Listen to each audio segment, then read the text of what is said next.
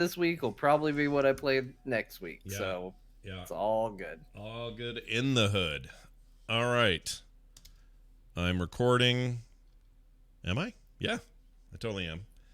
Great. And I know, right? That feels like a good first step. I don't have our thing up. Hold on. Pulling up our thing. Our thing is pulling up. Pull it up. Pull it up. You didn't think this was going to be an educational stream, did you? No. Pull it up, Chris. Whoever. I'm about to. Pull it up, Chris. That's what I was born to do. Oh, did you see this tweet from Russell Brower? Jeez. I did. Whew. All right. They had 30 people walk out today, too, which was kind of intense at Blizzard, yeah. 30-person walkout, stand-in protest thing. And somebody taped down two of their core principle things and put paper over them. Whew. Anyway, weird stuff. Wait, Russell Brower? No, so he didn't do that part. Russell Brower did a tweet in response to the one where I was like, I don't even know if I want to do an instance this weekend where I was being all pissy. This is from a couple days ago or whenever it broke. I guess yesterday. Feels like 4 days ago. And then, so he replied to that today, and then he's not happy about it. And then, I guess yesterday this happened, but somebody took lined paper, went outside and taped it over the two big things by the orc statue that say every voice matters, and then the other one was think globally, and they covered both of those. And then today 30 Blizzard people got up and walked out of there. Whoa. It's not a ton of people compared to the 1,500 or whatever that work there, but still, I don't know. It's a big deal. kind of a big deal. Yeah, symbolic kind of thing going on. It's all very depressing, to be honest. He's saying, I can't believe I missed the Blizzard Entertainment, which had merely become the most isolated ex-employer, rather unrecognizable, having aligned with a regime which places less than zero value on human beings. Yeesh. Yeah, no, hardcore. Yeah, it's pretty. That's heavy. wow. Yeah, that's hardcore. Hardcore. Back to Diablo era logo. Oof. Yeah. So anyway, I also, whatever. We're not going to talk about it tonight, even though we already did. There you go. Hey, live listeners. Anyway, happy birthday, Bo. All right. On that note, here goes then, for real. Recording begins in 3, 2, 3, 2, 1.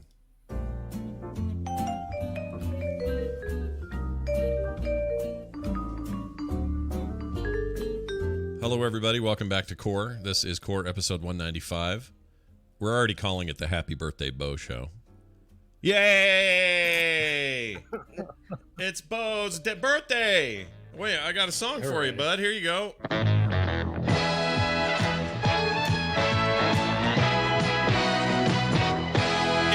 It's Bo's birthday. That's how the lyrics go.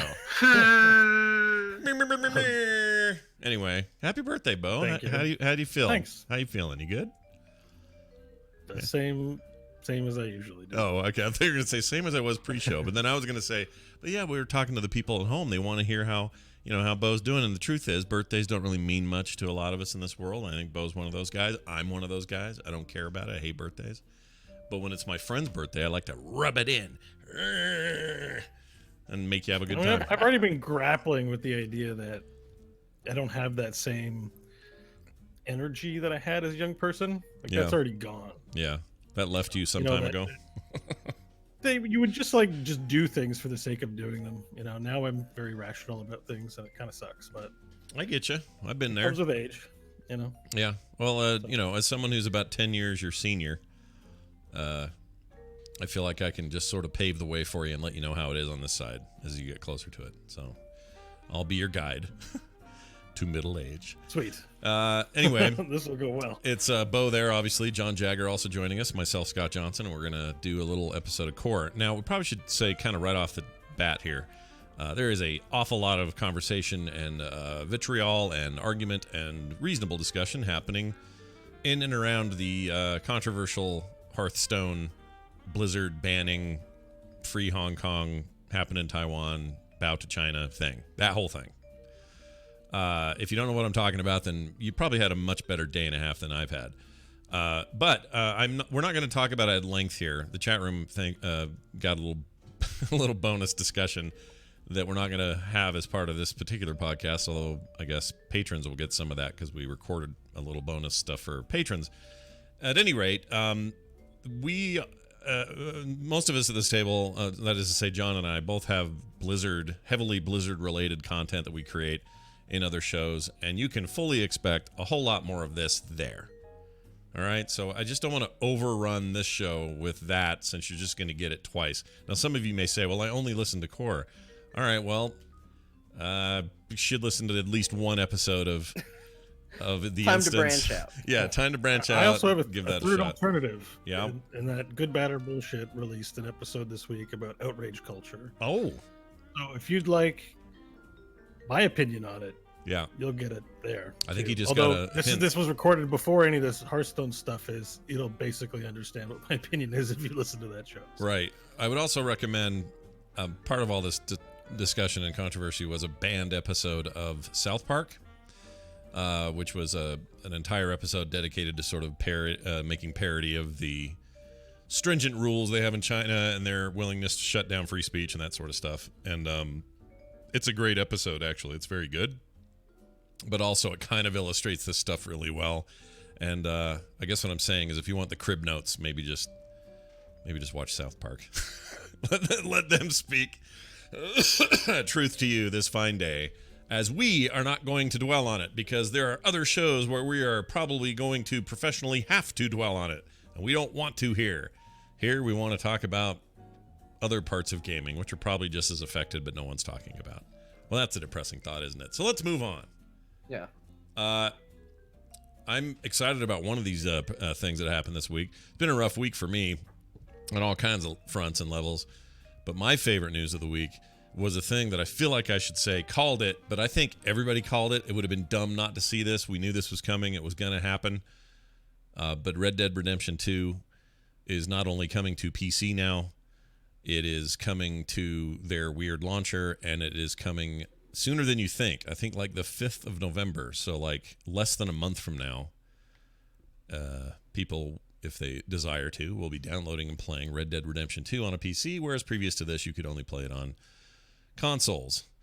I mean, I'm over the moon because this is the one I wanted to wait for it to be on. I had it on PlayStation 4. I played it a bunch because I just couldn't not play it, but I didn't finish, and I didn't do as much as I wanted because there was this little voice in the back of my head always saying, Scott, you're going to get this on PC, and that's where you're going to play it. Like, why are you even doing this?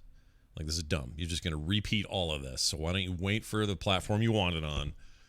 And my brain would say, no, I'm in now. I'm going to play some more. And then the voice would say, well, whatever. I'll see you in 2 hours, and then I'll remind you again, you could be playing this on PC. Well, here we are. In a month, less than a month, I'll be doing that. And I'm really excited because I like that game a lot. And I like Rockstar games a lot. And I also have no problem with this dumb launcher. I don't care about launchers anymore. I'm over it. So, all that being said, curious what you guys think, John. Are you at all excited about Cowboys coming to your PC? I think so. Yeah. Red Dead Redemption 2 is good. I definitely played a lot of it on PlayStation, and then I stopped and I started over and I played even more going back a second time, but I didn't beat it. Mm-hmm. And that game is really long. Yeah.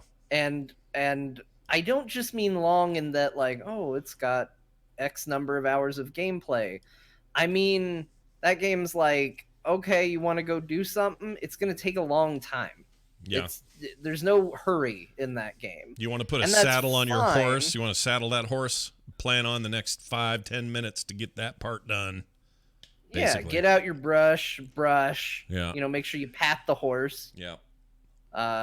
Make sure you really just, if you're gonna skin a deer, make sure you really just skin the deer and then roll it up and then carry it to the horse and then load it up on there and it just lingers on everything. And it was a choice they made. Yeah. And I like it, but here's where it gets tricky. Now I'm looking at doing all of that a third time. Wait, two times? Where'd you do it? The first? Are you talking about the first Red Dead? Yeah, so well no, I mean I started Red Dead Redemption 2 and I probably put about 20 hours into it, Yeah. something like that. Yeah. Not a negligible amount of time, but I just wasn't really feeling it and I went on to something else and then I kind of, near the end of that year, I kind of was like, oh, you know what, I should get back into it. And I dove back in again and I probably put about 40 hours into it Oh wow. and was really liking it and then something else got it and so now I'm sitting there and I'm like, all right, well, it's a lot of time that's going to be doing the exact same cowboy stuff that I did before. So there's a part of me that's looking forward to it because I really want to play it on my PC. I really can't wait. I think that will help with a lot of things because sometimes you get to a loading screen and you just go, well, we're going to be here forever. Yeah. It had really bad loading times. Yeah. It didn't have a lot of them, but when they happened, they really happened. They were long. And, One would hope the PC version would hopefully rectify a lot of that. Yeah. I assume so. I assume my SSD will aid it in its desire to go quicker. You're not So- getting another Red Dead Redemption game for like 10 years, right? I mean, probably. Yeah. Got So, plenty of you know, time. Yeah. In a way, it's okay that it makes you take its time because what else are you gonna do in those 10 years? Yeah. Play everything else. No, it's a good point. It's a fair point, and that's why I'm excited, and that's why I probably will do it. But there is a part of me where I'm not sure. This feels a little too soon for me, but I'm gonna get it. Like, there's no question about it. I'm gonna end up buying it. Yeah, and I think when you do, or if we all end up getting it, or a portion of us get it, or something like that, like there's real fun to be had in the online mode. It's not as fleshed out as the way GTA Online is now at this point, but neither was it at the time it was new. I mean, I don't even know what I don't even know what Red Dead Online looks like at the moment, but it has its fans certainly. I think that will get kind of rejuvenated on PC in the way it did for GTA. So I'm excited about that angle on it. I just am excited to dig deep into a game that I just knew as I was playing it. You're going to play this again on PC. What are you doing? What are you doing? Like, I kind of did the same thing you're talking about. It's the same sense. It's just that it was in my head buzzing around all the time saying, why are you doing it now? Stop doing it now. You're going to play this later. Don't quit it. Quit. And and I justify it and go, well, it's because I need to talk about it on shows and stuff and whatever. And We didn't know for sure though, right? Oh no, we never did. I mean, until last week, nobody knew for sure. But I was 100% convinced from day one for a couple of reasons. One, the game was written on an x86 platform, super easy to port back and forth sort of thing to begin with.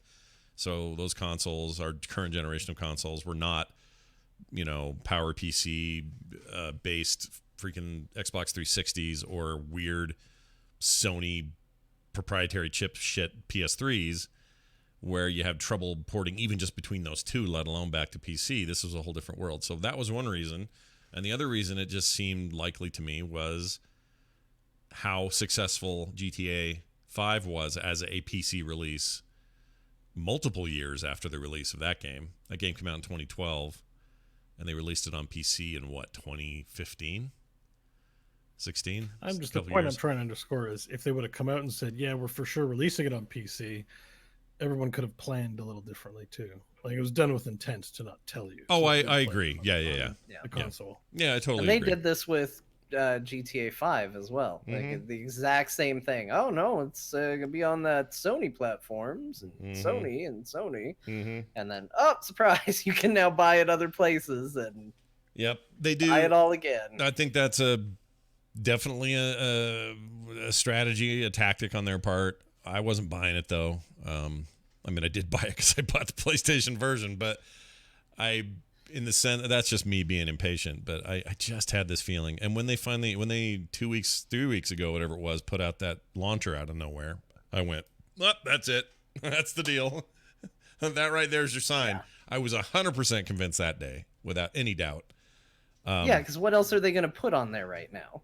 Right. They're still probably 2 to 3 years away from another game. Oh, easily. And the games that are on that launcher, by the way, are all just past GTA games.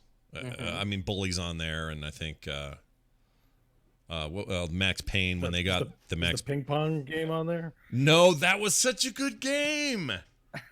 Oh my gosh, Bo! I forgot they did that. The Yeah. table I've never tennis played game. it, but it's always been the most intriguing thing they've ever done in their catalog, which is like crime simulators, and then this like super detailed ping pong simulator. And I was like, that's interesting. It was. Like, It where you was. see the sweat on their brow as they like just go boop, boop, boop, boop, It was boop. very good. I kept expecting, I expected that to show up in its full form in some way, anyway, in GTA 5. It never did, but I kind of thought that might be a side thing you'd do in that game because that was actually really well made. That game. And They occasionally get hit by just like a bolt of lightning and do a weird project. Because I would argue, though it is definitely more in line with their tone, doing The Warriors was also kind of that. Oh right, It's like yeah. they're gonna do what? They're gonna do a sequel to a weird '80s movie? Like, what? Okay, sure, why not? Yeah, and it wasn't a giant hit or anything, but they just felt like they had to do it. It was a very odd license. But they just print money with GTA. That thing's still in the top 10 selling games and worldwide. It's insane. That game's never leaves the top 10. It's like Pink Floyd's Dark Side of the Moon was for like 30 or 40 years. It just stays there. And I think that's kind of cool, but I'm that launcher is weird because basically it's a Blizzard launcher is the idea. It's their games. And that's it. At least it's Blizzard before they started letting people add. Now one of those isn't even there anymore. But oh, by the way, if you forgot, side note, if anyone out there had Destiny 2 on their Blizzard launcher and thought they missed the window to transfer it to Steam, because you can do that now that it's on Steam, it seemed like the window had closed because the launcher quit having the reminder, but you can still do it after the fact. I'd forgotten. Oh wow. Yeah, I went and Yeah, looked it because up. I thought they were saying like you had to do it by October 1st originally. So They did, but you still, and I don't know if this is just them saying, we'll leave it open just in case we don't want to get people all pissed at us or something. But if you go into your game settings on Battle.net, you can still do the migration. It's super easy too. I did it in like 5 minutes. because Bo and I talked a little bit about this last week and about. I know I went ahead and did it. Now I realize I didn't even have to do it. It's not like I'm going to play it. Well, I'm in no rush to play Destiny either because every time, actually John made this point on Twitter and maybe you did on the show, but every time I do anything with Destiny, I have to spend another full, $40 to do anything.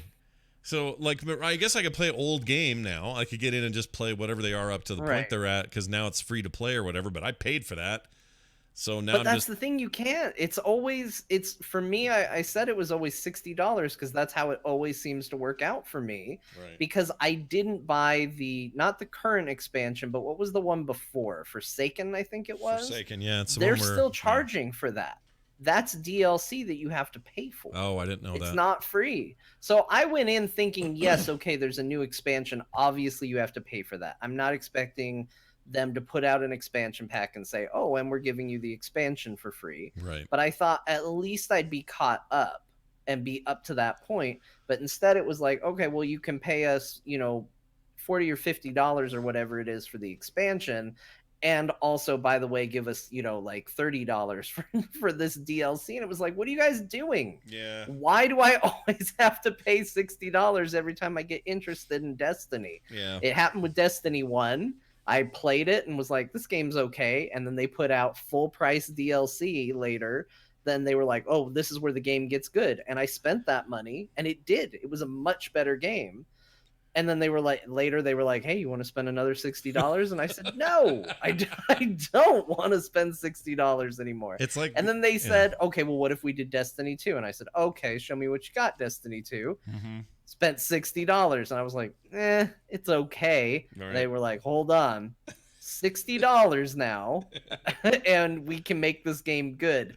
And that was when I said, no, I'm done. And everybody came out of the woodwork and they said, John, it's really good. Forsaken's really good. It makes the game great. And I believe you, but I've already given them so much money. Yeah, at a certain point, they need to own that game wasn't great and give me something for it. I agree. You're $120 in the hole at some point, and you're like, well, when am I'm still behind, like hugely behind anybody who's playing the thing. Like I think that they do not have a great new player on ramp at all. Like you might say so on Steam now and go, oh, well, now the base game's free. Well, okay, but that's like saying the first 20 levels of World of Warcraft are free. And that's fine and everything, but everybody's 120. You're level 1. So, yeah, I feel similar feelings about that, and it kind of bums me out because I do think I'm missing out on, where that game is, but I don't want to. I don't want to do that right now. I just can't bring myself to do it. And by the time I do, I'll go to it and I'll be like, oh, now they are including everything up through Forsaken and whatever this new one's called. Awesome. What? There's another 60? Okay, then it'll happen again. It'll just keep happening. Yeah. And I realize MMOs are priced like, you do $15 a month if you're paying a subscription for one. And over time, every 4 months it's a full price. Yeah, basically. And you're not getting expansion content that quickly. So it's almost like a better deal, but the presentation of it is not. It's hard to explain. Right. It just isn't. The math in my head just doesn't work. Anyway, so that's the thing. Red Dead Redemption 2 coming to PC. Kind of an inevitability, but very glad that it's happening. So watch for that soon. Also, Bo, all your hard work, blood, sweat, and tears to replay Doom 2016 multiple times at multiple difficulties is a fine thing to do still. But if the end goal was you'll be ready for November's release of Doom Eternal, I have some terrible news. It has now been delayed until March 2020. How do you feel? I hope this is good. I hope this is good news. It means they're working on the game, so I'm fine. Oh, well then, okay. Like disappointed, obviously, but like whatever. If I play Blizzard games, I'm used to this dance. Okay. If they have a decision release now, and it's sucky, or release later and it's better, then I'm okay. I'll live. I just figured on a week like this, you'd have a little some additional outrage to throw out on the internet, but you seem pretty cool with it. No, man, no more outrage, dude. Like that outrage is bad. They want us being outraged. I know. It's not good, That's right? how they make their money. Yeah. It's an engine that always wants fuel. I'm not going to be outraged. Yeah, I don't want to be outraged anymore. I never got being upset that a game got delayed. I'm with Bo. Like, usually it's not delayed because we just wanted to mess with people. Right. This would be fun, right? Mm-hmm. Like, let's really get them. It's usually delayed for a good reason. I want Doom Eternal to be great, so I would much rather wait for it. I feel the same way. Like, I can't wait to play Cyberpunk to a degree where I'm concerned that my hype for that game can't be met. Right. But if that game wasn't turning out good, I delay it as long as you need. I would rather play the good version of that game when it's ready than the shitty version of that game that they did to meet a deadline. So I kind of agree. This is how I feel about it. Yeah. Also, in a culture where like Anthem was barely made when they released the trailer for it. Yeah. And I get the increasing impression that's also true of this Avengers deal with Marvel. Did you guys see that headline? I read an article that was like, apparently Kamala Khan is now the main character and they're scrapping everything. Really? I'm like, what? You barely did anything in the game, so you're just starting to develop. I mean, I heard they were putting her in. I didn't know they were making her the main character. Yeah. I mean, wow. Cool. That's a rad character in Marvel, so, but according to the confusing article I read, but it was like on Polygon or something. It's that. I mean, it's confusing because they're being confusing, and this whole thing was pitched as an Avengers game that's apparently not happening now. The story involves the Avengers, but Kamala Khan, you play as her. And I'm like, so they're just making this game as they announce it. Like, but wait a minute. At that meeting, they were talking about how you were playing as other characters that aren't her, which, in fact, she was not even talked about at E3. There was no mention of her. I mean, I think it's great that she's going to be in it. I think she's a rad character, but I thought she was just joining the team, but no, I should have linked the article. I didn't think it was going to come up because I look at that and I went like, oh, that's hilarious. All my misgivings about this game are being confirmed here. Yeah. But like, I think it's a very real thing that people come to E3. The game companies come to E3 with like half-baked games that are not fleshed out or honestly, I'll say this about that game. Good. I was so underwhelmed by what I saw at E3 on that game that they can do whatever they want with it, because to me it can only go up. I do not have high hopes for that Avengers game. So And they showed maybe I some. went in a little too hyped, but it did not look good. I don't know. Yeah. All that to say is that if a game company needs to take time with its games, then do it, because I assume now, because of Anthem and because of recent examples, I assume everything I see from a AAA studio at a big convention like that, with certain exceptions, are basically overhyped, oversold tech demos and not even near completion. And there are exceptions, like Cyberpunk obviously has been worked on for 5 years. Hideo Kojima has like good pedigree, so far I'm pretty sure there's a game behind all that hype that's there. But like for most other companies, like it might be a peeing simulator, but I know there's something there. Yeah. But you can really tell that like some of what you're seeing is basically like that's all there is to the game, is what you saw in the trailer. And that's bad. So Yeah, I will see. This Kamala Khan, you saying that they may have shifted gears completely around her is interesting. I hadn't read that. I'm gonna have to go dig up that thing and try to I mean, understand why it's they do it. funny. Like if you said, John, if they were making an Avengers game and you could play as any Marvel characters in it, and I was supposed to give you 5, I don't know if any of the main 5 Avengers would be in my top 5. Oh wow, look at you. So Who would you put in there? Spider-Man, Yeah. I would put in Wolverine, but Oh, I'd yeah. put in the Laura Kinney version of Wolverine. Yeah, Wolverine's awesome in the Avengers. Um, I'm with you so far. This is good. I like Doctor Strange an awful lot. Yeah, he's got the He's magic. not one of the main 5. Yeah. I would put in, I do like Thor, so Yeah. Thor might make it in. Yeah.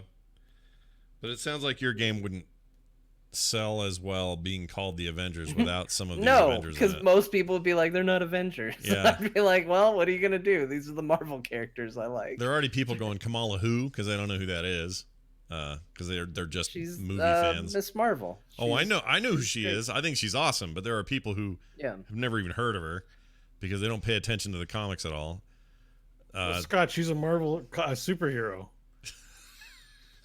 Yeah, no, she definitely is.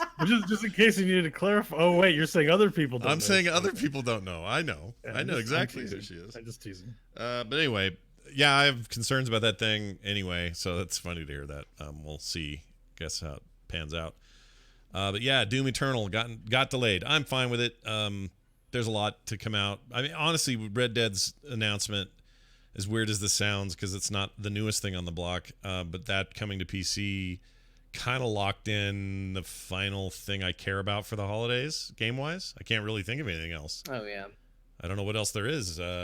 Yeah, we did that. We read off a list of things. Oh, I don't know if you heard, but this was something that Bo and I talked about last week, because this is one of the games I'm potentially excited about, was that The Outer Worlds is going to be on the Xbox Game Pass. So there's that, and we're going to get to play it as part of that sub. Oh, yeah, I So- keep forgetting that thing even exists. Yeah, I'm excited about that. I am don't too. know if I'm excited about much else, though. Yeah, I forgot about that. I am excited about that. Definitely. In fact, that's a real problem because now those two games are going to really compete for my time because I really do want that game. Yeah. I forgot about The good that. news is I'll be able to try it out at a pretty easily because it'll be on my Xbox Game Pass. Yeah, I love that. which I paid $2 for. I'm very excited about all the things that come there that we'll be able to quickly get access to that we wouldn't have before. I've been using it a ton. Yeah, it's great. That's how you guys are playing Opus Magnum, right? It's on there. Mm-hmm. Yeah. Yeah, that's right.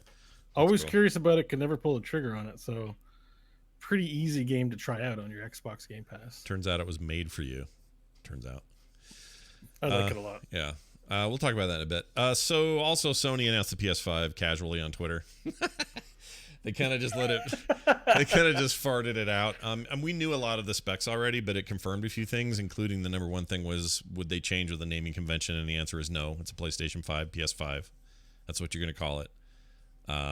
They reiterated a few things like hardware-based ray tracing, SSD-based storage, so faster everything in that regard. Nice specs overall. The teraflops are crazy. Lots of teraflops. which just means crazy visual My performance. nickname when I go to the pool.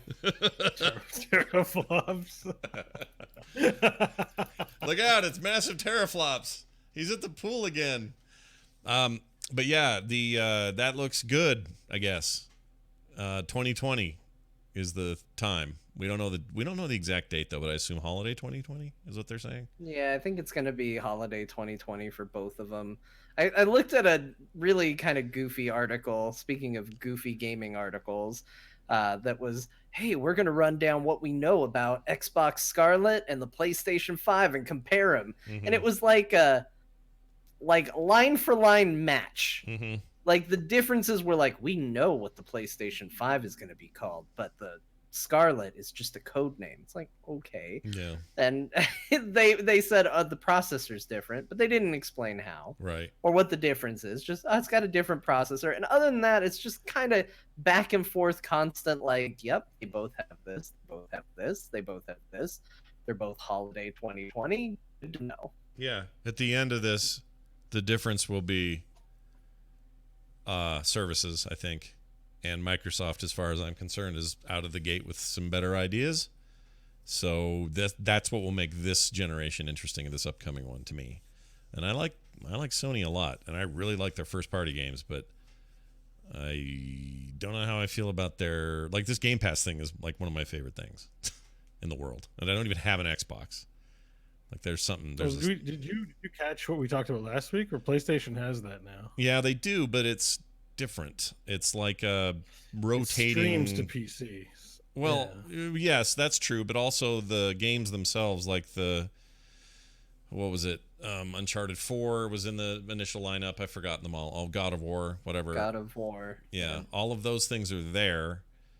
They'll be available to, PlayStation people as downloads, like normal kind of Game Pass style. But on the PC side, yes, some kind of weird streaming plan. But I don't like how they're gonna rotate them. And maybe that's going to happen with Microsoft as well, but I don't think so. I think they plan to have Gears in there and Halo and stuff like in perpetuity because they're Microsoft products. Yeah, I think some stuff will be in perpetuity, but I already saw on the Xbox launcher, I can't remember what game it was, but it's like play it now. It leaves October 15th. Yeah, and there are going to be games that aren't theirs that do that for sure. But like in Sony's case, they were like, God of War but it's limited time. Well, that's a Sony game. Keep it there. Like, don't take it out. Don't rotate it. If they're doing what do they call it? Phony scarcity or something like that. Or like putting stuff in the Disney Vault. Scarcity. Yeah, Disney Vault's the worst offender of that. I hate that. Well, so for example, right now. Whoa, everyone went bad. Hold on. Disrupted. Say, you know what? I want to guarantee that we're going to have this game. I'm going to buy it. Sorry, you're back. Freaking out. You're back now. Sorry, go ahead. Discord took a dump, but you're good now.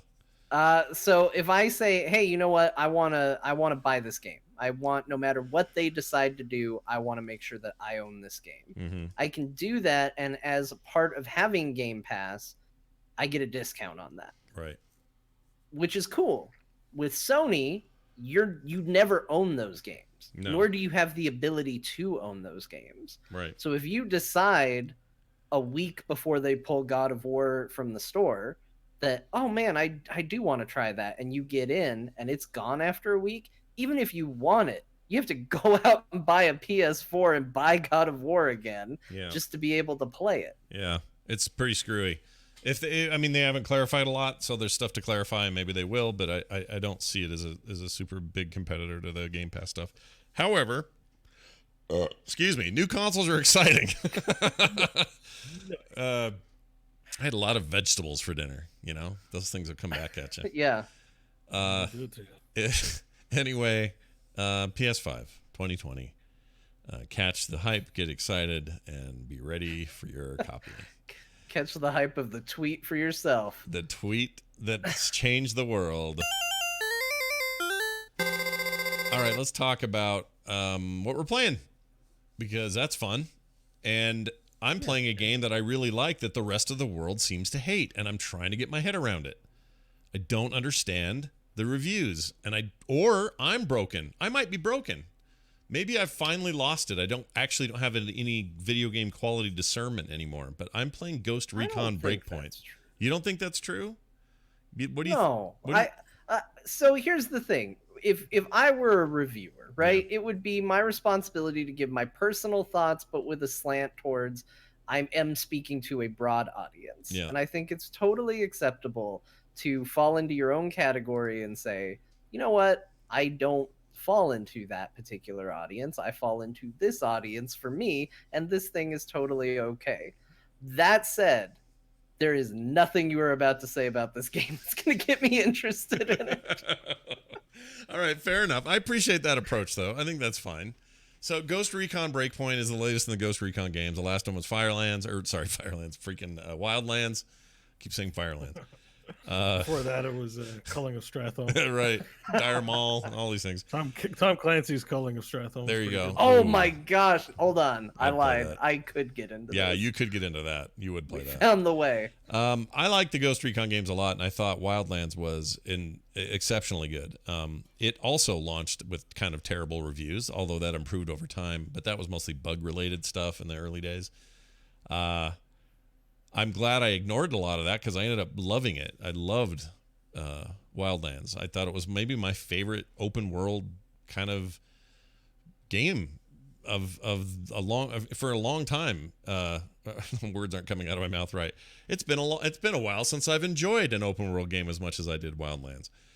And so I was, excited when they announced at E3 that this was coming and it was going to be this fall. And I was like, oh, sweet, it's coming soon. And getting all pumped for it, and I get it, and I'm playing it, and I'm like, oh yeah, dude, this is good. And not only that, they've made it a loot game, so people drop shit, and I get better items when I pick them up. It's like, ooh, these gloves are better than what I had before, and that gun also is better. That's awesome. Kind of, putting a little bit of, what's their other big thing? I can't think of it. Their other Tom Clancy thing. Division? Division. They put like Division-style loot upgrades in the game, and I love loot, so that's, rubbing those temples there.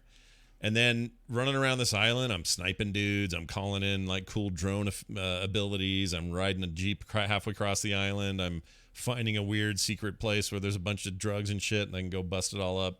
There's this, I think, interesting story happening with some pretty good voice work. Like, I think it's a good game. And yet everywhere I turn, it's getting just destroyed by everyone. PC Gamer gave it like a 40. Like, they don't give 40s to anybody. That's incredibly low. That's really low. And what were the reasons for that? They don't like the game. They think it's a mishmash. Sorry, I'll be more specific. They said they didn't like it. Thanks for clarifying what the 40 means. I know, that's dumb. I wasn't sure. Let me give you a few more details. So it's like, they think that the mechanics are just kind of tacked on, and systems are you gonna look it up? You should look it up. I'm gonna go to the site. They usually do the verdict.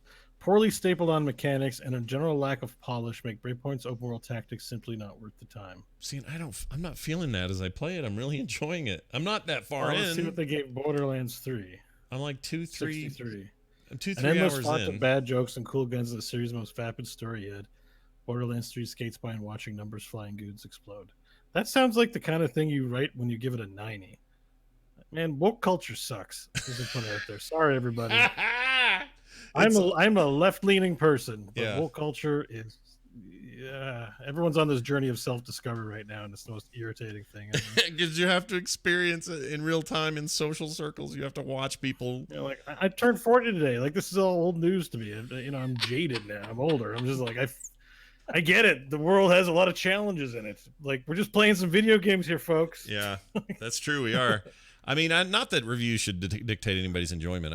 But I just don't understand why I feel like I'm playing a different game than everybody else is. If I had a complaint, it would be the way the cutscenes work in the single-player stuff or in the main story quests are very weirdly paced. It's a lot of sort of like, hey, Bill, haven't seen you since we were in Afghanistan together.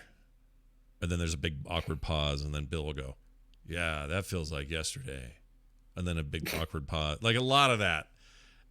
It's fine, whatever. It's just kind of stereotypic tough guy meathead, war is hell kind of discussions, but the actual gameplay and the tactics I'm using and stuff just feels really good, and I like looting dudes and getting their shit and walking away with a better gun and a helmet than I had before. Say what? 40's pretty astonishingly low. Yeah, I know. And I generally align with a lot of what PC Gamer says about games. So I was just surprised by their review. There's a lot of others that are pretty low, although there's not like hundreds of reviews or anything. I think there's maybe 12 on Metacritic total, but and there are a couple of very positive ones. The user reviews are all just complaining about microtransactions. Those are useless reviews. Like that's all they do. Breakpoint's the name of this one, right? Yeah, Breakpoint.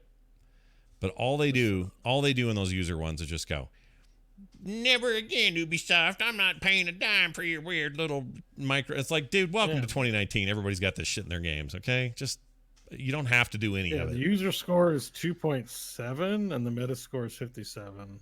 Yeah, that dropped a little then. 57. It was 60-something last time I checked. Which is really bumming me out. I mean, if you're going off of 100%, I mean, that's middle of the road. Like, yeah, and I don't think it's weird to translate middle of the road, because here's how I break down reviews, right? Like, if you say, okay, it's about half, whether you want to look at that as a 5 out of 10 or you want to look at that as a 3 out of 5, however you want to break that down. Middle of the road typically means it's a game with flaws. It's going to have an audience out there that's going to enjoy it, but it's not going to be something you can just universally recommend to everybody. Right. And honestly, if I was to take a stab at this game, that's already what I would say, because I can't stand the Tom Clancy games. I hate just war stories where it's just, here's our boring ass real guns just shooting other dudes, and we needed something interesting, so here's some stupid drones to shoot. First of all, that's a whole other complaint I could have. Drones are my least favorite enemy in all video games ever, and they're super popular right now because everybody's got a drone, so that needs to be the new enemies. But I just don't like it. I don't like the real-ish world. I know it's on a made-up island, but like, I don't like the quote-unquote real-world setting. Yeah. I don't like meathead type stories. Like, it's just not the kind of thing that I enjoy in a shooter. Like, I want aliens or monsters or sci-fi. I want a gun that's gonna obliterate half the island just because.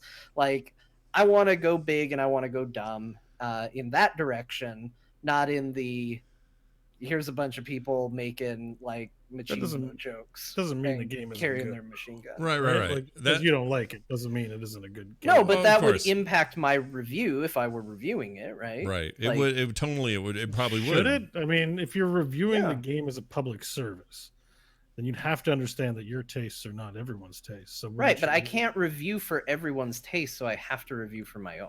Yeah, I guess so. I guess you could reviews. Period. Is that reviews are stupid? Yeah, we should stop putting them all together. But this is what I'm saying, and that may be actually true. What you're saying there, reviews are kind of stupid. But also just listening to your favorite streamer say something about a thing he was paid to say is also kind of stupid. Like, it's all stupid.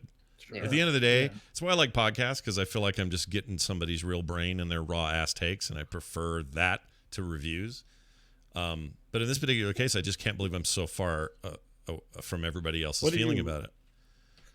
Like, is it fun? Is it a fun shooter? Yeah, that's why I like it. I mean, what John's saying about, like, I don't mind real world settings. I'm not a giant fan. I'm like, I prefer a more fantastical sort of take on things. I don't want to go full anime with this thing by any stretch, but I understand what John's saying, and I actually kind of align with a lot of his thinking that way for the most part with video games. For some reason, Ubisoft's take on the Tom Clancy stuff works for me. And to be honest, it works for me even more when they are in a more, like, I love Assassin's Creed Odyssey. That's not what we're talking about here. Obviously, it's a totally different kind of game, but it is, it sticks to historical settings and realistic looking and feeling characters with a lot of focus on that kind of realism. And I like when they do that at these studios. I think they do a really good job of that, and hardly anybody else is even doing it. So their choice to do the Tom Clancy stuff, it does sort of depend on whether you like espionage and spy and government secrets and secret wars and, all that stuff. If you don't like any of that, I totally get it. But the gameplay itself, it could be It's any solid. setting, and it feels really solid. It feels really good to me, and that's why I'm confused, because a lot of what people are saying is that stuff doesn't feel good, and I don't know why they think that. Maybe I'm just easily pleased now with the loop of, I killed those 3 guys by the Jeep. They dropped some shit I want. I'm going to go get it. I got the shit they had. I stole their Jeep now. I'm driving over the hill. Oop, more dudes to do it to. Start the loop again. Yeah. Maybe I'm just But that's into it. To me, that's the value of having a conversation. Like, all 3 of us have different perspectives, different views on this, and like, I think, not to turn this into just why are reviews bad, but like, part of what is difficult about a review is you're getting one person's experience, and there's plenty of people out here that are going to hear what I said about I don't want realistic and all of that and feel completely opposite, and they're going to hear what you said, Scott, and they're going to go, yeah, this is a game for me. And it's cool that people can find that in a format where a bunch of people are talking about a game, as opposed to just one person saying, oh yes, you should get this, or oh no, you shouldn't. So I mean, I don't think you're crazy. I think there are plenty of games like that might be a fun thing to talk about someday. What are the games that we like that everybody else seems to hate? Right. Because there's always going to be things like that, Right. That's just a part of gaming. Yeah, and I feel like, I don't know, this one's just, for whatever reason, it's just got a big old target on it, and everyone's really trashing it. So I'm gonna keep playing, but it's a weird feeling to feel like you're playing the one thing nobody wants to play right now. It's very, very weird. It's got the Punisher in it. Yeah, the Punisher's in it, and his 2 ears. Those earlobes are in it. Both of them, huh? Both of them. Yeah, they get their own trailer. I don't know if you knew that. They had the polygons to do both. Yeah, whenever he's in a movie or TV show, they have to have 3 trailers, one for John Barenthal, and then one each for each of his earlobes. They're so freaking big. They have their own agents. They have their own contracts. That's pretty crazy. But anyway, he's in it, and he's got a dog, and that's cool.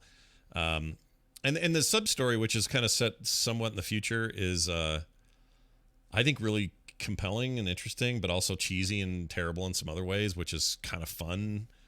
And it looks really good, plays really great on my PC, like runs like butter at max everything. I don't know. I just don't have a lot to say bad about it, even though the whole rest of the world's saying bad about it. So anyway, been playing that, and Batman Arkham Knight.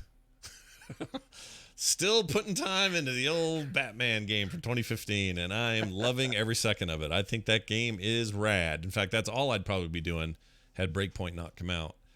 So hang on. Not to harp on this again, but I had to do this, Scott. Go for it. PC Gamer gave Anthem a 55. They gave him a higher score than this? Wow. Different guy? I I want to underscore for everyone how stupid game reviews are. Is it the same because guy, Anthem though? is an actual turd. Like, it's an actual 0. Right. I agree with you, but who's the guy? Is it the same dude or a different dude? Probably Yeah. not. I mean, like, it's supported by the institution. No, I agree, but if it was 2 different dudes, then I could say, oh, well, all right, 2 different takes. But if it's the same guy saying this, he needs to go revise his freaking Anthem score. Like, now. Because there's no way Anthem is worse. I'm pretty sure it's a different person, but we'll see. I have in the first 3 hours of this game, I've seen more competent gameplay than I saw in all of my time with Anthem. I saw mostly it's 2 different people, but that hardly matters. It's the same institution. Like, they must look at their scoreboard and say, what have we as an institution done? Like, if someone else reviewed Anthem and gave it a 55, and I'm like, well, I can't give this a 40. 55 is our new lowest score ever. I don't think you can do that, right? Like, you can't always grade off of what other games have got. Isn't the grade meant to denote, like, how not miss and how much you should purchase this game? Like, isn't it? It's a buy or not buy. Like, what's the point of the review otherwise, if not to let people know as a consumer what you're spending your money on? Right. I mean, I think, but to me, that's why scores are useless. Like, people demand it because they want what we did earlier, which is, I want to look at a thing, see a number that corresponds to quality, and read a couple, like, just little tabs about what the game is. In reality, it's a lot more complicated than that, because I think, especially if you say out of 100, right? Like, what even is that? What, right. What is... You tell me what the Well, difference between think those of it two as you is. think of it a number in terms of you passing English class or math class. Yeah. Like clearly somewhere you failed and need to repeat, right? Right. There's a standard there.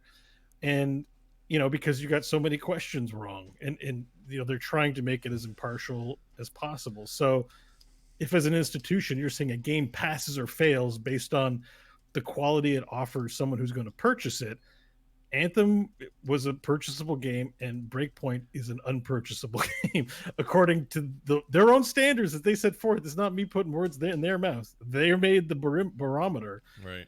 So when the barometer is unreliable, then what you've got is a fraudulent barometer that you're asking people to invest any of your time into. Well, it creates relativism, and they start moving the goalposts on that barometer. So it's like, well, 0 to 100, that should be standard for everything.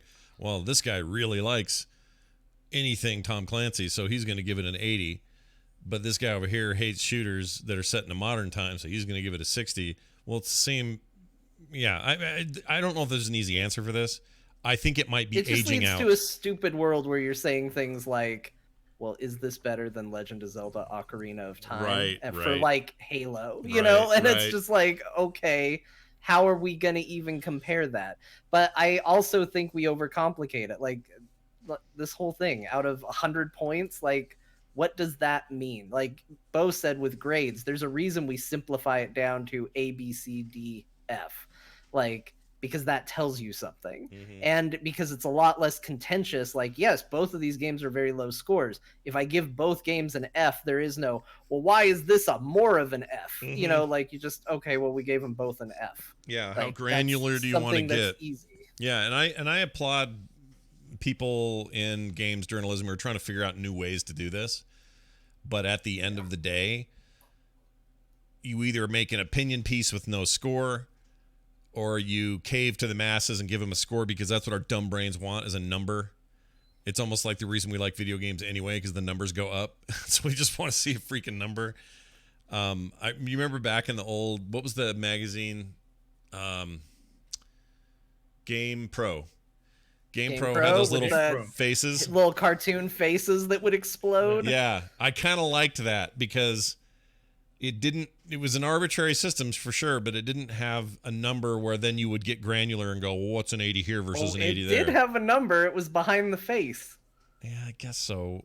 So it was like a 5. It was best out of 5, right? It was kind of the I think idea. it was out of no. I think they did 10, and it did points. Oh, so each face was worth points, some kind of points.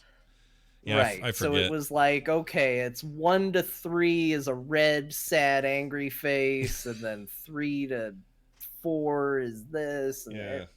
They had it, but it was at least fun to look at the little pictures and go, ha, this guy, his brain is exploding. Yeah, he loved this video game. Yeah, so it's either that or we have robots review things based on whatever criteria. And the answer is that all of this is a futile attempt. It's such a nuanced experience. Yeah. What a waste of our time. Why do we even do this? Like, part of me says that, but then the other part of me says, yeah, but I'd also like to know if a game's good before I spend money on it. So there is a service to be rendered there. It's a complicated little butthole, this thing. So even if the best way was to listen to guys sit around a table and talk about it on a podcast for an hour, people have to invest an hour to find out if they want to play Breakpoint. Like, that's also kind of untenable. Yeah, that's not great. So what is the answer? There isn't one. There's no answer. I mean, maybe there is. We just got to enlighten ourselves further and get it. But we don't have it yet. We're not there. Well, and it's hard too because you're playing the game when everybody else is. So maybe somebody is out there saying, you know what, Scott has every game Scott has ever recommended me, I've loved. Mm-hmm. He's knocked it out of the park. He's never led me astray. That's a good person who hears you talk about Ghost Recon Breakpoint and should maybe go out and check it out. You know, like you have a good track record. Right. But he has to wait until the game's out and there's already content out there for it. And he or she is already getting influenced by other people and what they're saying or streams or things like that. And, you know, at least you're out here talking about it and giving it its audience, albeit considerably after the fact. Yeah. And yeah, I don't know. There's just no good answer for it. So I'll tell you how I deal with things that don't have good answers. I play old games from 2015, Batman. and I'm really enjoying that, and I'm going to keep playing it. I really do like it. I think that game. It's controversial to say this. I think it's the best of the batch. I know a lot of people disagree with me, and that's fine. I don't, send me your emails, tell me your thoughts, whatever. You're almost right. I mean, yes, the first one planted a flag and broke new ground, and it's important, no question. But I also know that The Legend of Zelda 1 on the NES is not as good as Wind Waker. Wind Waker's a better Zelda game. You know what I mean? I agree with that, but I would say in this case, Arkham Asylum is Wind Waker. I understand your point. Better. It's more Metroidy. It's a tighter, confined place. It doesn't get overcomplicated. It is exactly what it needs to be. They haven't put in 798 Riddler trophies for you to look for. You don't even have to do those. You can avoid those if you want. I mean, I know they're big and green and tempting. It is true, but you just see them. You're like, oh, what's this thing? Oh, it's a Riddler. If there's anything, about 1 billion of them. If there's anything casting glowing green light, you don't have to do it. But here's the thing, though. I agree with you, and I think if I was more, I like Metroidy games, which that first game is definitely of that ilk. But I like big open world games more, and I think that's why the third one is resonating with me. It just is. I'm just really enjoying it. So there's that, and I'd forgotten that Mike Ehrmantraut was the voice of Commissioner Gordon, and that's pretty rad. So that's a cool thing. Well, that's a big boon. Yeah, for sure. It is a good boon. All right, speaking of boons, okay, so here's the other thing I did with my emotions this week. I'm a little mad at Blizzard. It's your emotions. My emotions. It's complicated, and I'm not getting into the details, but I'm kind of angry at Blizzard at the moment.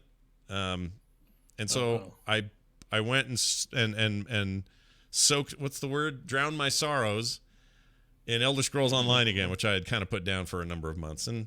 That game's just great. It's just there waiting for you, and it's a cool take on the MMO genre, and it feels like Skyrim, and I like it, and I think that thing has come a long way, and I really like the dragon stuff they're doing right now, and spending time in Elder Scrolls Online makes me happy. So I'm just messing around with my necromancer over there, shooting skeleton shit at people. It's great. Feels good. Yeah. John, how's Untitled Goose Game? It's pretty good. Actually, yeah. I'm having a lot of fun in that dumb game. Yep. I didn't get as much time to play it because I installed it at a time when my girlfriend was over, and she saw it, and she promptly kicked me off the computer, and then she proceeded to play it for a while. And I occasionally got a little time on the controller, but she loves that game. And I'm pretty sure she has claimed it as her own. But I have snuck in there a couple times, and it's fun. It is it's not going to set the world on fire. Well, it kind of has, actually. That's a weird thing to say, but it's not the deepest gameplay. It's not the craziest thing, but it's charming as hell, and it's a fun little puzzle game to mess around with, playing a goose just causing havoc on a bunch of people's lives. It's a Mendoza simulator, as far as I'm concerned. Yeah, actually, yes, it is exactly that. Yeah. I have my daughter who's playing it, and she loves it. She says it feels like Hitman to her. Is there anything to that? Like just kind of There's the crazy elements of that. Yeah. I mean, you're given a list of tasks, and it's like you do sit there and you go, how am I going to do this? Light spoilers. I'll give you one of the very first puzzles in the game, and I got stuck on it for a while, as they say, make the farmer wear his sun hat. Yeah. So I can see the sun hat. I can see the farmer. He's already got a different hat on. And the trick is, if you yank a flower out of his garden, he'll get mad at you, and then he'll go over to replant it, which means he bends over far enough so you can grab the hat off of his head and then run off with it. And if you hide the hat and he can't find it, or take it into the river where he's not going to get it, he'll go put the sun hat on. Oh, okay. You've achieved an objective. So it's kind of Hitman-esque in that, okay, how am I going to plan this? How am I going to get it? You do some sneaking around and stuff like that, and it controls and plays really, really well. So yeah, it's a fun little game. Super down with the style too. Reminds me of that sneaky Sasquatch game I got hooked on the Apple Arcade stuff. It's very clean, polygonal. I don't even know what to compare it to, but That style is cool. I'm starting to see a lot of stuff like that actually. So people are doing that more and more. Good. All right, go out and get your goose on, everybody. Grab them by the goose. And I think I'm gonna say that's it for me. I'll let Bo talk about Opus Magnum because he's the reason I got into it. And yeah. All right, Bo, Opus Magnum. Tell me more. A great game. Okay. I mean, we all know what that is, right? Yeah, we do. From 1 to 0, from 0 to 100. How would you rate? You basically take elements, which are JPEGs, and turn them into products, which are connected JPEGs, through a series of mechanisms and programming instructions to turn them into one JPEG to a different JPEG. Wow. And it's great fun. It's a lot of fun. It's a puzzle game. So why am I so stupid with that game? Because I played it too. I have it. I've had it for a long time, and I really struggled. I was terrible. I don't think I have the right brain. I mean, it depends on like if those kinds of puzzles are in your wheelhouse or not. Yeah. Like they're programming puzzles for the most part, and spatial puzzles. So there's some spatial realities and constraints you have to work with when you're programming with these pieces of engineering. You get little clamps and gears, and you move. I call them JPEGs reductively because that's all they really are. But let's just say the fantasy of it is that they're molecules that in no way reflect actual real world chemistry, but that you use these mechanisms to turn in. You turn the fire. What was it, like elemental fire into salt or something like that, and you've got to make the mechanism put the product in the product hole, and then once you successfully do that, it'll repeat over and over again. And it's fun. It's a great little puzzle game. It's quite ingenious. It's well put together. When you come up with a solution, you can make a GIF of it and post it on social media. So I already love that functionality of it. What's also kind of fun is just because you solve a problem doesn't mean there's a more efficient way of solving the problem, which allows for a lot more replayability in terms of getting the number of instructions down, the number of surface area of your solution down. And what's the other one? The cost of actual pieces. Yeah. So if there are more efficient use of pieces, it's a lot of fun, and I enjoy it quite a bit. Each problem takes me to find the first solution roughly 2 to 3 hours. So I've already gotten a lot of value out of the game, and I've only done the first of 6 acts plus the bonus puzzles. I'm like on act 2 right now. This one fell in your lap because it was in Game Pass, right? Just to clarify. In the Xbox Game Pass, but I'd seen it everywhere. It was in fact on the Origin Game Pass when I had that as well, but I didn't get around to it. So it's like, I'm gonna try this game before this elapses. I need to figure this out. So it's a really satisfying game. Once it gets going and your machine is doing the chukunk, chukunk, chukunk, and you're just like, oh, this sounds good. Look at the machines go. Yeah. It feels really, really good. Although he's what got me into it, and he's what got me to take a break from it, because I got up to Rocket Fuel, which was the puzzle I watched Bo on a stream make, and then Tote online as one of his favorite solutions. I started trying to make Rocket Fuel, and in the back of my head, every time I put something together and assembled it, was Bo's machine that he had built, and it always moved a little bit better, a little bit more efficiently. And I'd assemble it, and I'd go, I got it, and it would not work, or it would be a little more cumbersome, and I was just like, no, I quit. I throw it all away, and I logged out. That's hilarious. It can be a frustrating game. Yeah. And it's tempting to look up solutions, but honestly, it robs you of that experience. So I don't know what it's like. It's interesting to hear, because I would definitely feel pressure if I felt like I was trying to replicate someone else's results. Right. I think you can't approach that game that way. Because even me, I always try to make an efficient solution, and you could totally make an inefficient solution and progress through the game, no problem. Yeah. And I'm at a point now where I just need to not worry about making the most efficient solution, and just get through the game, and then go back later and find more efficient ones if I want to. Yeah. So but I enjoy it. It's like, it was that released in 2018. It's like top 10 games of 2019 or 2018 for sure. Yeah, everyone who plays it loves it. It's a small game. You can miss your radar if you're not paying attention. I'm glad it landed in you guys in your space. If you like puzzle games, that is a really good game. Yeah, really good game. It's top stuff. It'd be great on iPads, by the way. I think that game would be really good on there. I think it'd be a little hard to get the program. I'm sure they could figure out how to do it. It's not the hardest thing. Because some of the Well, at least moving pieces around and getting them, where you want to go would be great for a touch screen. It's the instructions. I can find it a little inefficient programming instructions sometimes. Yeah. Yeah. Well, because they're limited, right? You don't have. It's not like it's just.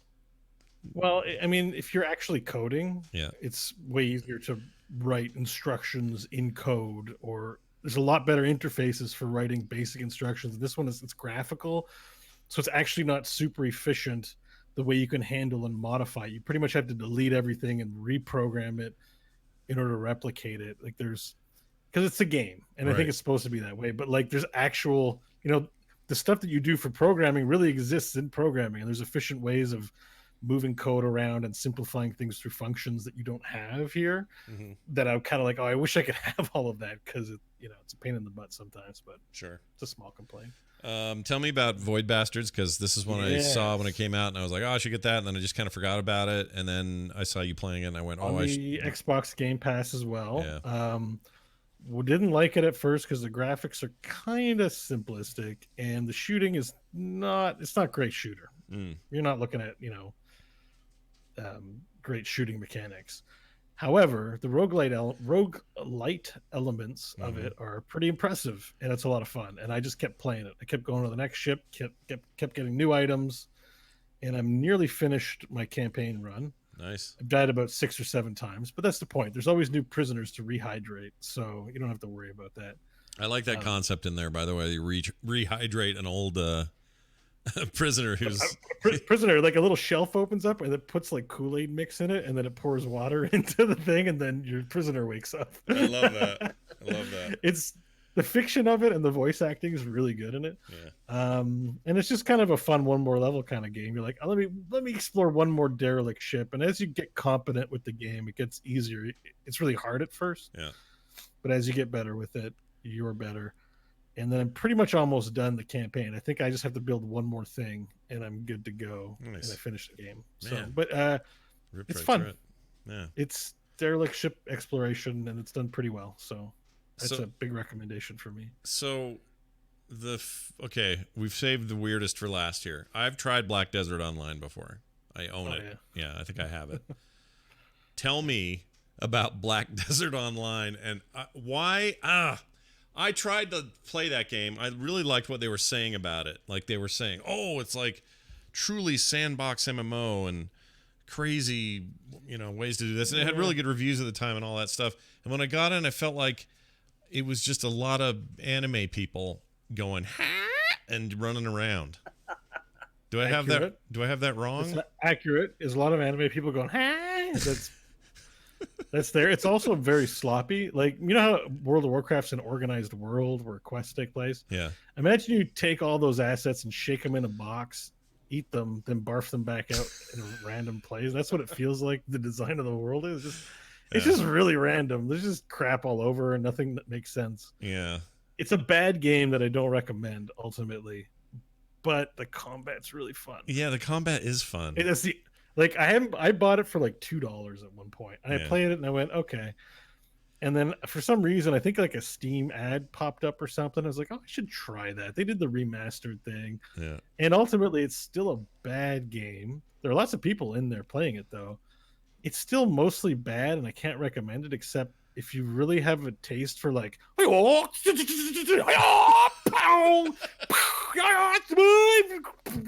like just that kind of like over the top anime kung fu fighting. It's the best game. Like I'm playing it, I'm like, why can't combat be like this in World of Warcraft? This is way better than World of Warcraft. Yeah. Strictly on the combat. Everything else is like, I don't recommend it, but the fighting is really fun in that you'll fight there'll be 10 dudes there. You'll fight all 10 of them with your crazy abilities right from like level 5. Like it's really fantastic. Even the boring bow lady just unloads. It's just crazy.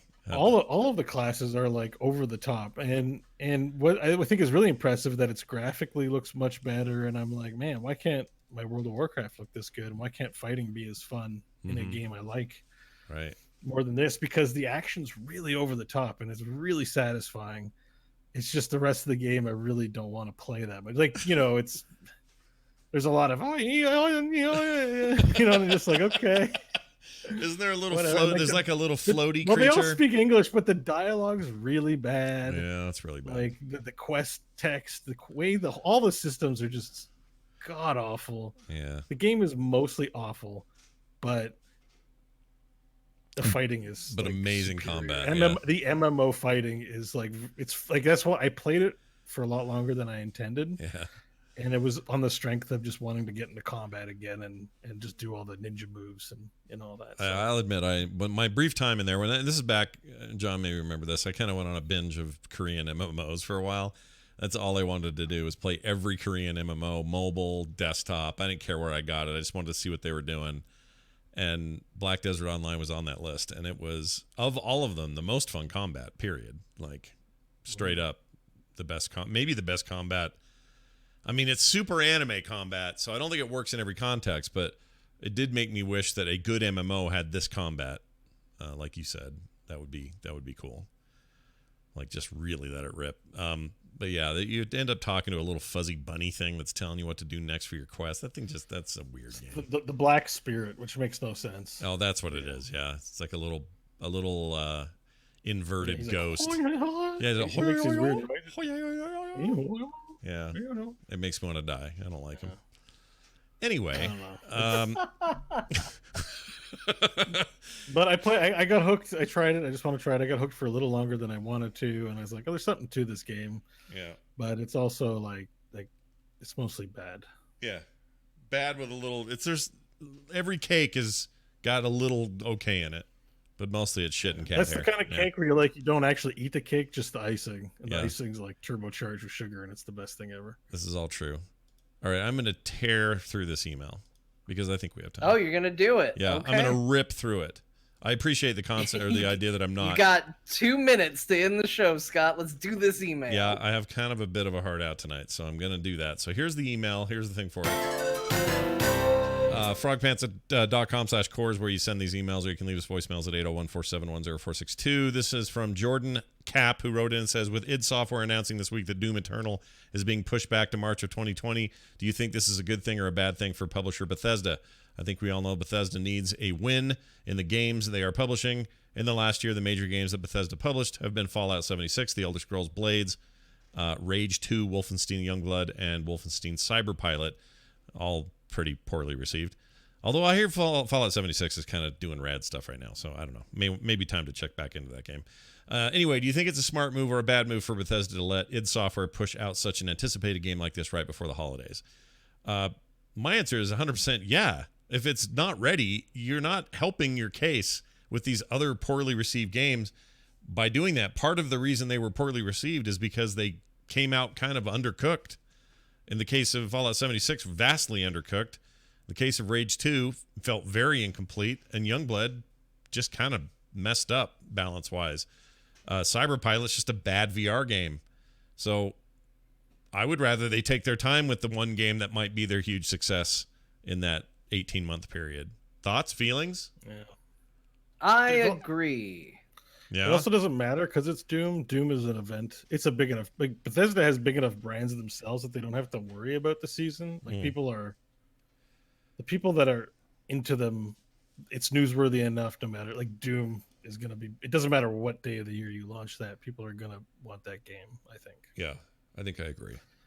I think that's strong enough. Maybe something less strong might need a season, but yeah, it's fine. Yeah, I agree. I think it's totally fine. And it'll be here before you know it. I'm telling you, time goes so fast now, it's not even going to matter. All right, everybody, that's going to do it. Look at that, right on the freaking money. Send your emails, frogpants.com/core. And again, a voicemail number that you can use is 801-471-0462. A reminder, this entire endeavor is brought to you by you and your fine pennies and dollars. Patreon.com/core show is where to go to support the show. If you haven't already, consider it. We have really cool stuff that comes out every month, and you can only get it by going to patreon.com/core show. For everything else you're looking for, frogpants.com. And find us on Twitter, Core Pod for the show. You can find John_Jagger for John. You can find Bo at Bo Schwartz. I'm at Scott Johnson. And the show at Core Pod. If I didn't already say that, I think I did. I think that's it. Any final words of wisdom from anyone around the table? John, anything you want to blow the world's mind with to say? Happy birthday, Bo. I like it. Oh man, that felt good. All right, Bo, rebuttal response. China number 1.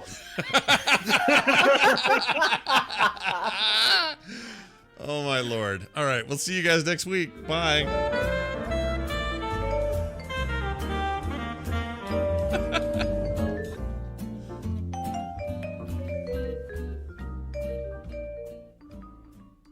This show is part of the Frog Pants Network. Frog Pants Network. Get more shows like this at frogpants.com. Oh, that was funny, Bo. That's good China. Really just brought it right at the very end. You really did. Nicely done. That's all they yelled when we played Fortnite. You guys are not Fortnite. Remember PUBG? PlayerUnknown's Battlegrounds. Yeah. Yeah. Oh, The yeah. whole game. Oh, yeah. Remember China that? number 1. China number 1. Yeah. Every lobby. I remember that. That was a thing in that game. What an annoying thing that was. But I love Bo's Blue Hole, and him trolling everybody in the channel was one of my favorite gaming moments of all time. So you take the good, you take the bad. We should troll some people. I think Fortnite's the place to do it because they still have open channel stuff in the beginning. So Do they? yeah, That's the one big thing I got to give respect to all those battle royale games. Is the open channel for Right. people.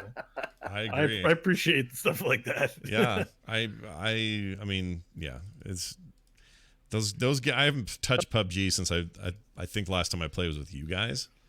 So I think. I mean, local VoIP is something I just wish was explored a little more because there's been fun stuff. In PlanetSide 2, there'd always be a guy in the base who'd play music over local VoIP, and then there'd be all these weird music, and people would slash dance in front of the music. And yeah, I like stuff like that. Just I do like too. you know, It's emergent. It's weird. Things happen. Blue hole happens. That's right.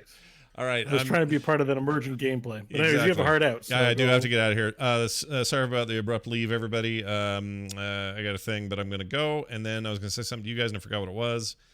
So I guess I'll talk to you later. Oh, I played. That's what it was. Oh, I know what I was going to say. In the show, I forgot to tell you, I played the multiplayer part of that Breakpoint thing. And man, it was fun. Yeah.